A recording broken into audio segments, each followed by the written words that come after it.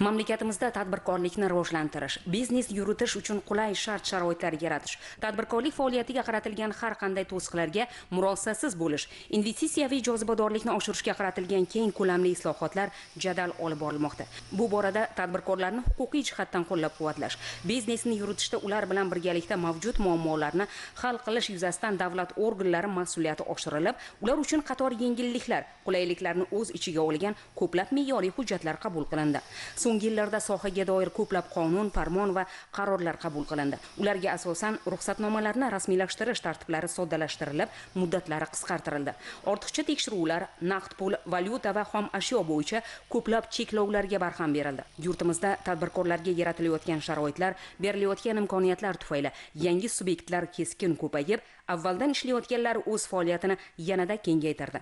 Bir so'z bilan aytganda, mamlakatimizda chinakam tadbirkor qiyofasi, haqiqiy ishbilarmonlik muhiti yangi O'zbekistonda shakllandi desak, mubolag'a bo'lmaydi. Bugun yurtimizda tadbirkorlik iqtisodiyotimiz lokomotiviga, soha vakillari esa zamonamiz qahramonlariga aylandi. Navoiy viloyati markazidan 250 km olisda joylashgan Zarafshon shahrida ham kichik biznes va xususiy tadbirkorlik subyektlari soni yildan yilga ortib, bu orqali ko'plab yangi ish o'rinlari yaratilmoqda. Bir paytlar faqatgina sanoati rivojlangan ushbu shaharda xususiy sektorning hudud iqtisodiyotidagi ulushi karrasiga ortdi. Navoiy viloyati soliq boshqarmasi tashabbusi bilan tashkil etilgan navbatdagi ochiq muloqotda kichik va o'rta biznesni qo'llab-quvvatlash, tadbirkorlar faoliyatida yuzaga kelayotgan muammolarni joyida o'rganib, amaliy yechim topish bo'yicha amaliy choralar ko'rildi.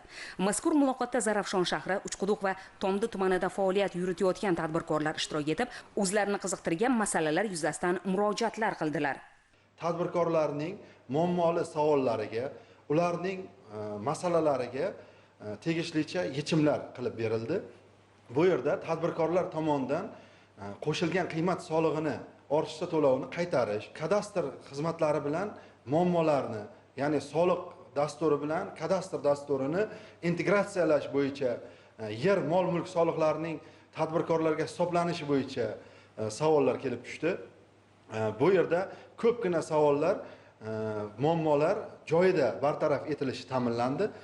Bundan tashqari, yechimiga vaqt talab qiladigan masalalarga soliq qo'mitasiga murojaatlarga yozib olindi va bundan tashqari qolgan masalalar ham nazoratga olindi. Bugungi kunda soliq xizmati xodimlari soliqchi tadbirkorga ko'makchi tamoyili ostida ish olib bormoqda. Murojaatlarda asosan soliq imtiyozlaridan foydalanish tartibi, soliq hisobotlarini taqdim etishdagi muammolar, qurilishi yakunlanmagan obyektlarga soliq hisoblash hamda qo'shilgan qiymat solig'i bo'yicha salbiy farq summasining qaytarilishi kabi dolzarb masalalar ko'tarildi. Ularning ijrosi soliq boshqarmasi tomonidan qat'iy nazoratga olindi. Ushbu muloqotda shahrimizdagi bir qancha tadbirkorlar ishtirok etdi va o'zlarini har xil sohadagi muammolari bilan murojaat qilishdi.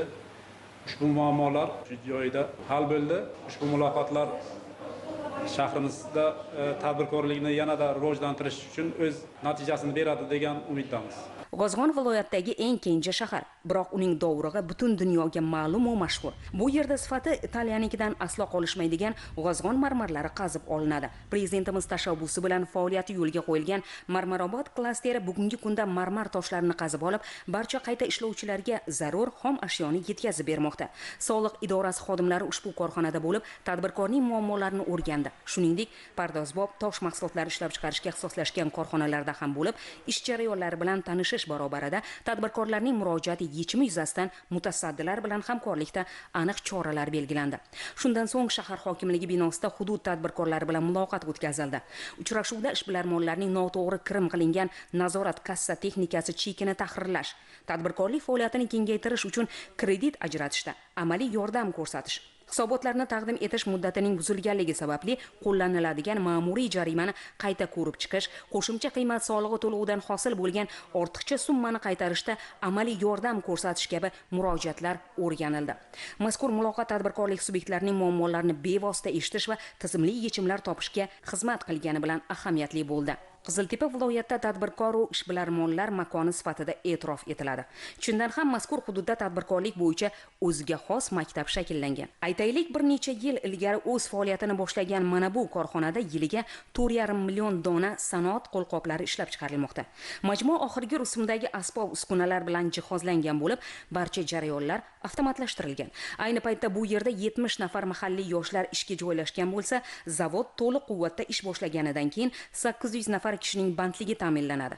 Viloyat soliq boshqarmasi mas'ullari ushbu korxonada bo'lib, jarayonlar bilan tanishar ekan, tadbirkorning soliq sohasiga oid muammolari va kelgusi rejalari bilan tanishdi. Shu kuni tumandagi kichik va o'rta biznes vakillari bilan uchrashuv ham tashkil etildi.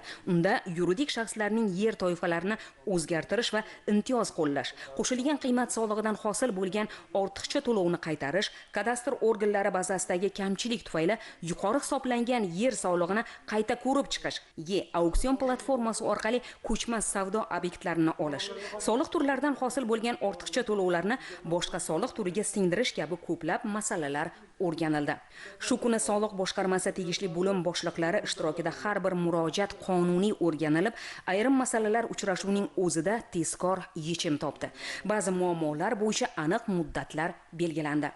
Darvoqe, bu kabi ochiq muloqot va tadbirkorlar huzuriga borilib, ular faoliyatining o'rganilishi, kichik va o'rta biznes vakillarining muammolariga bevosita yechim topish, davlat va biznes o'rtasidagi ishonchli hamkorlikni yanada mustahkamlashda muhim omil bo'lib xizmat qiladi. Bu kabi amaliy yondashuv asosidagi ochiq muloqotlar viloyatning boshqa hududlarida ham davom ettirilmoqda.